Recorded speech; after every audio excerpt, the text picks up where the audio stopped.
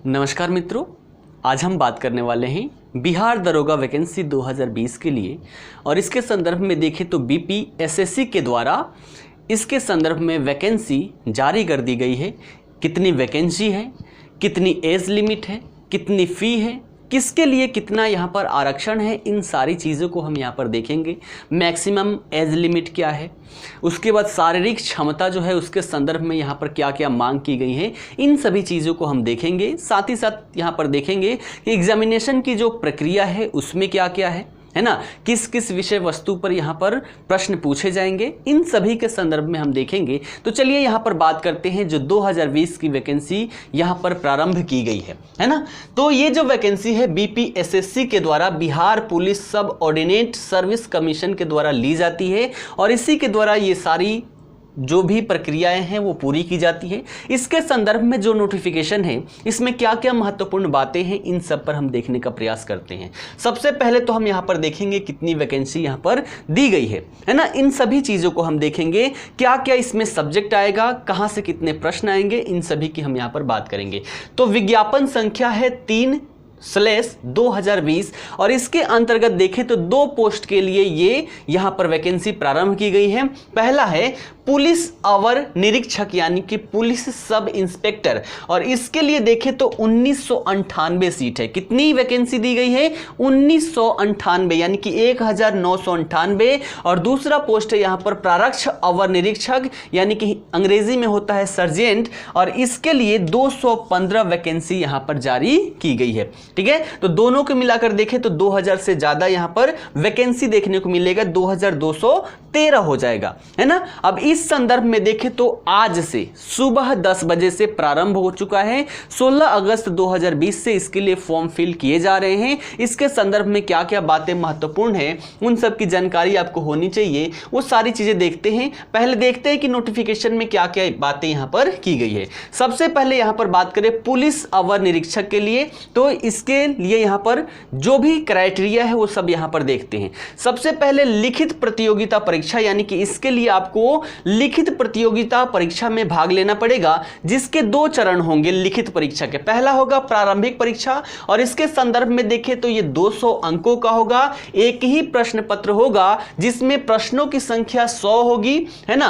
प्रश्नों की संख्या 100 होगी और अवधि आपको 2 घंटे का समय मिलेगा इसके लिए। इसमें कम से कम 30% आपको इसमें रिजल्ट लाना है, अन्यथा की स्थिति में मुख्य परीक्षा के लिए आप असफल घोषित कर दिए जाएंगे। लेकिन इसमें देखा जाए तो कट ऑफ के आधार पर बच्चों का सिलेक्शन किया जाता है। इस संदर्भ में एक बात यहां पर कही गई है कि जितना भी वैकेंसी है उस वैकेंसी के 20 गुना, है ना, जितना भी वैकेंसी है उस वैकेंसी के 20 गुना, है ना, उतने सफल अभ्यर्थियों को यहां पर मुख्य परीक्षा के लिए चयन किया जाएगा। तो 20 गुना यानी कि मान लीजिए अगर 2213 है तो 20 गुना आप कर लीजिएगा, यानी कि देखा जाए अगर हम 2000 भी रखें तो कितना हो जाएगा, यहां पर 40,000 से ज्यादा लोगों का यहां पर क्या होगा, सिलेक्शन होगा। ठीक है ना। तो इतने में आना, अगर देखा जाए इतने में आने की क्षमता नहीं है तो फिर तो अलग ही बात है। ठीक है ना। तो ये हो गया हमारा प्रारंभिक परीक्षा।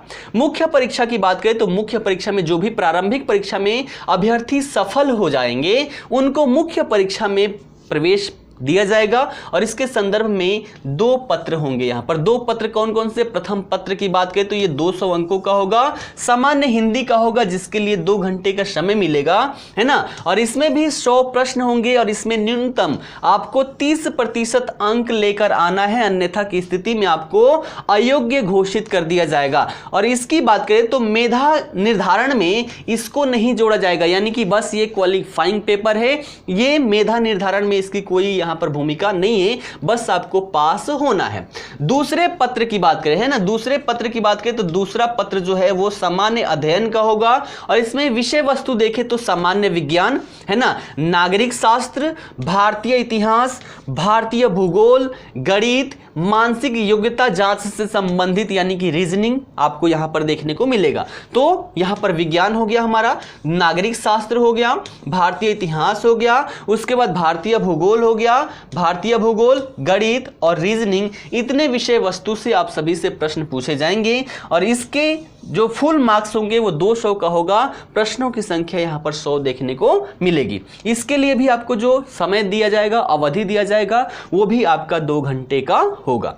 ठीक है ना। अब देखिए यहाँ पर निगेटिव मार्क भी है ना। निगेटिव यानी कि अगर आप एक प्रश्न गलत करते हैं तो उसके संदर्भ में आपको 0.2 अंक काट लिया जाएगा आपसे, यानी कि कितना निगेटिव मार्क है, 1/5 है ना। 1/5 यहां पर निगेटिव मार्क आपको देखने को मिलेगा। ठीक है ना। अब मुख्य परीक्षा की बात करें, प्रारंभिक में तो हमने देखा कि जितनी भी वैकेंसी है उसके 20 गुना ज्यादा जितने भी अभ्यर्थी हैं उसको यहां पर सिलेक्ट किया जाएगा। और मुख्य परीक्षा में देखें तो जितनी भी वैकेंसी है इससे 6 गुना ज्यादा, यानी कि अगर 2000 है तो 12000 लोगों को यहां पर मुख्य परीक्षा में सेलेक्ट किया जाएगा। और तत्पश्चात यहां पर फिजिकल एग्जामिनेशन के लिए इनको बुलाया जाएगा। ठीक है ना। चलिए, शारीरिक दक्षता परीक्षा। अब यहां पर देखा जाए तो ये आपको दे रखा है, ये सब थोड़ा नोटिफिकेशन में आप लोग देख लीजिएगा। ठीक है। और देखते हैं यहां पर महत्वपूर्ण बातें क्या है उम्र से संबंधित। तो उम्र की बात करें तो जो अनारक्षित यानी कि जनरल कैटेगरी के, सामान्य कैटेगरी के, इसके पुरुषों के लिए न्यूनतम जो उम्र है 20 वर्ष है ना। न्यूनतम कितना है, 20 वर्ष। और अधिकतम की बात करें तो अधिकतम यहां पर 37 वर्ष है ना उम्र की समय सीमा। पिछड़ा वर्ग एवं अत्यंत पिछड़ा वर्ग के पुरुषों की बात करें तो इनके लिए भी न्यूनतम 20 ही है और अधिकतम यहां पर देखें तो 40 वर्ष है। तो जनरल के लिए न्यूनतम 20, अधिकतम 37 है ना। पिछड़ा वर्ग और अत्यंत पिछड़ा वर्ग के लिए न्यूनतम 20, अधिकतम 40।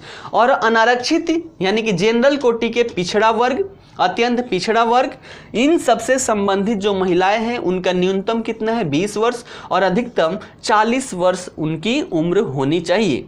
ठीक है ना। उसके बाद यहां पर देखिए अनुसूचित जाति, अनुसूचित जनजाति के पुरुष एवं महिलाएं सबके लिए न्यूनतम 20 वर्ष है ना, न्यूनतम 20 वर्ष और अधिकतम यहां पर 42 वर्ष है। इसके साथ ही जो रिजर्वेशन से संबंधित जो भी है वहां पर भी छूट आपको देखने को मिलेगा है ना। आरक्षण के बारे में बात करें तो अधिनियम 1991 के तहत यहां पर आरक्षण देखने को मिलता है।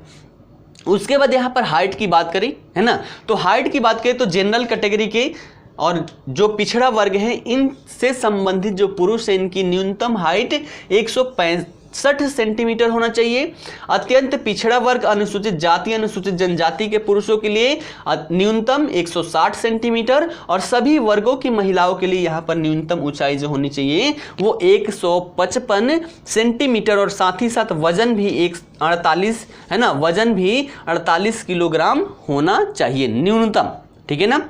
उसके बाद यहां पर देखिए फिजिकल में तो सीना से संबंधित केवल पुरुषों के लिए है और इसमें सामान्य वर्ग और पिछड़ा वर्ग, अत्यंत पिछड़ा वर्ग के पुरुषों के लिए बिना फुलाए आपका सीना जो है 81 सेंटीमीटर और फुलाकर 86 सेंटीमीटर होना चाहिए। यानी कि न्यूनतम बिना फुलाए और फुलाने में 5 सेंटीमीटर का डिफरेंस होना चाहिए, अन्यथा की स्थिति में आप अयोग्य घोषित कर दिए जाएंगे। अनुसूचित जाति अनुसूचित जनजाति के पुरुषों के लिए बिना फुलाए कितना है 79 और फुलाकर 84 सेंटीमीटर। ठीक है ना। उसके बाद दक्षता की बात करें, शारीरिक दक्षता परीक्षा में दौड़ की है ना, दौड़ सबको देना होगा। तो पुरुषों के लिए बात करें तो 1 मील की दौड़ है ना, 1 मील देखे तो 1.6 किलोमीटर के आसपास होता है, 1.609 इतना किलोमीटर को 1 मील कहते हैं। और इतना दौड़ आपको दौड़ने के लिए समय दिया जाएगा 6 मिनट 30 सेकेंड, यानी कि 6.5 मिनट में आपको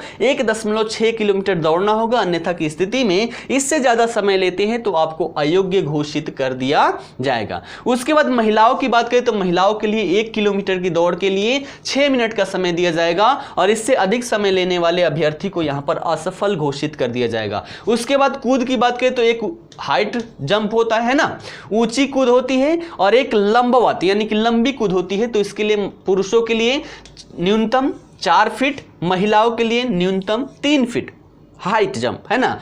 लंबी कूद की बात करें तो पुरुषों के लिए न्यूनतम 12 फीट और महिलाओं के लिए न्यूनतम 6 फीट। उसके बाद गोला फेंक की बात करें तो पुरुषों के लिए 16 पाउंड का गोला और महिलाओं के लिए 12 पाउंड का गोला यहां पर होना मतलब इतना गोला फेंकना है। 16 पाउंड का न्यूनतम 16 फीट, महिलाओं के लिए 12 पाउंड का न्यूनतम 10 फीट। तो ये सारी चीजें हैं। यहां पर पदों की संख्या देख लेते हैं, कहां से कितनी वैकेंसी देखने को मिलेगी। तो यहां पर देखा जाए अनुसूचित जाति है ना, पुलिस सब इंस्पेक्टर वाला है अनुसूचित जाति के लिए, है ना।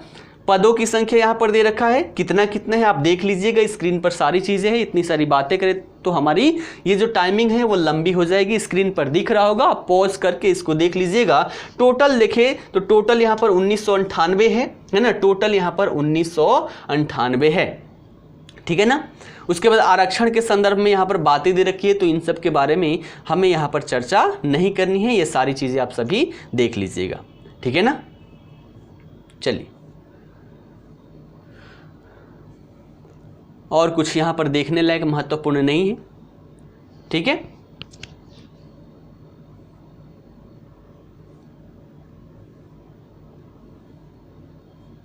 एज लिमिट हमने देख ही लिया। ये है आवेदन शुल्क, इसको देख लेते हैं। जनरल कैटेगरी के पुरुष हो या महिला हो 700 रुपये का आवेदन शुल्क लिया जाएगा। EWS वाले को भी 700 रुपये, महिला पुरुष किसी भी स्थिति में। EBC और BC वाले को 700 रुपये और यहाँ पर SC ST वालों के लिए 400 रुपये यहाँ पर आवेदन शुल्क लिया जाएगा, ठीक है। तो ये हो गया पूरा नोटिफिकेशन, जितना जानकारी हमें चाहिए था उतना सारी चीज़ें। अब यहाँ पर थोड़ा सा हम देख लेंगे शैक्षणिक योग्यता की बात करें तो शैक्षणिक योग्यता में यहाँ पर जो आपका ग्रेजुएशन है ना, या फिर ग्रेजुएशन के समकक्ष किसी भी राज्य से अगर आप किए हैं ग्रेजुएशन या उसके समकक्ष की डिग्री आपके पास है, तो आप इसके लिए क्या है, एलिजिबल है, आप इसके लिए यहाँ पर भर सकते हैं। उसके बाद थोड़ा सा यहाँ पर हम बात करते हैं कितनी वैकेंसी है, तो वो सारी चीज़ें हमने देख लिया। डेट की बात करें तो यहाँ पर जो डेट दे रखा है वो एप्लीकेशन स्टार्ट कब से होगा, 16/8/2020, यानी कि आज से ये प्रारंभ हो जाएगा। और लास्ट डेट की बात करें तो लास्ट डेट है 24/9/2020। लास्ट डेट का आप यहां पर इंतजार ना करें, आज से प्रारंभ हुआ है तो आज से आप यहां पर इसके लिए अप्लाई कर दीजिए, ठीक है ना। थोड़ा सा यहां पर कटअप देखें तो कटअप यहां पर 2017 में जो था, 2017 में यहां पर कटअप बहुत ही कम गया था, है ना। जनरल की मेल की बात करें तो 109 गया था, फीमेल की बात करें तो 63.6 गया था। मेंस की बात करें तो मेंस में 137.2 गया था मेल के लिए जनरल में, और फीमेल के लिए 108.2 गया था। बीसी की बात करें तो बीसी में मेल का पीटी का गया था, है ना, पीटी का 103 और फीमेल का गया था 60। जबकि मेंस की बात करें तो मेंस का 133 और फीमेल का 98। ऐसे ईबीसी की बात करें तो 97 पीटी में था मेल के लिए और 60 फीमेल के लिए था। मेंस के लिए यहां पर 129 था और फीमेल के लिए 75। उसके बाद एससी एसटी की बात करें तो एससी में देखें मेल के लिए पीटी में 88 था और फीमेल के लिए 60। मेंस में देखें तो मेल के लिए 119.4 और फीमेल के लिए यहां पर 60। एसटी की बात करें तो मेल का यहां पर कितना था, पीटी में 101, फीमेल की बात करें तो 60 था। जबकि मेंस की बात करें तो मेंस में 128.2 और फीमेल के लिए 93.6 थे। तो ये सारी चीजें हैं, यहां पर देखा जाए तो ये सभी पूरा फाइनल मार्क्स है। इसके आधार पर आप देख सकते हैं कि आपको तैयारी किस आधार पर करनी चाहिए। ये 2017 का है, 2020 का देखें तो इसका भी जो पीटी का रिजल्ट आया था, यहां पर कट ऑफ रेट जो है वो हाई देखने को मिलेगा। जनरल की बात करें तो 132.2 गया था। अभी यहां पर हम मेल की बात करें फिर फीमेल की भी देख लेंगे तो जनरल का इतना, ईडब्ल्यूएस के लिए 117.6, बीसी के लिए 125.2, ईबीसी का गया था 118.6, एससी का गया था 103.8 और एसटी का गया था 116.6, ठीक है ना। उसके बाद यहां पर महिलाओं की बात करें तो महिलाओं का यहां पर गया था जनरल में 88, है ना, ईडब्ल्यूएस में 60, बीसी में 72.6, ईबीसी में 60, एससी में 60, एसटी में 67, है ना, और बीसी महिलाओं के लिए 64.2 यहां पर गया था। ये फ्रीडम फाइटर के लिए है, उनका 60-60 दोनों में ही गया था, ठीक है ना। यहां पर देख सकते हैं कैंडिडेट कितने, 18,993 जनरल से सिलेक्ट हुए थे पीटी में, 4,900 EWS से, 6177 यहाँ पर BC से, 8641 EBC से, 8019 यहाँ पर SC से और 503 ST से यहाँ पर सिलेक्ट हुए थे, है ना। उसके बाद BC वुमेन की बात करें तो 1446 यहाँ पर सिलेक्शन हुआ था। तो इस आधार पर आप देख सकते हैं कि यहाँ पर कैसे कैसे तैयारी करनी चाहिए। इसके संदर्भ में देखें तो आप सभी की पूर्ण तैयारी यहाँ पर एग्जाम इंडिया ऐप जो है, आजाद आईएएस एकेडमी का एग्जाम इंडिया ऐप, उसके माध्यम से आजाद BPSC एकेडमी के द्वारा आपका पूर्ण दरोगा की तैयारी यहां पर करवाई जाएगी। जल्द ही इसके संदर्भ में कोर्स लॉन्च किया जाएगा, तो आप उससे जुड़कर अच्छे से यहां पर तैयारी कर सकते हैं, ठीक है ना। तो आशा करता हूं जितनी भी जानकारी थी वो सभी जानकारी आप सभी तक पहुंचा पाया हूं। जल्दी से आप सभी इसके लास्ट डेट का वेट ना करते हुए जल्दी से फॉर्म फिल कर दीजिए। और यहाँ पर क्या स्ट्रेटजी होनी चाहिए, कौन से सब्जेक्ट को कहाँ पर ज़्यादा फोकस करनी चाहिए, उन सभी के संदर्भ में Azad IAS academy, Azad BPSC academy, exam India group, इन सब के माध्यम से आप सभी को गाइडेंस हमेशा ही मिलते रहेगा, ठीक है। तो चलिए आज के लिए इतना ही, फिर मिलते हैं अगले वीडियो में। धन्यवाद।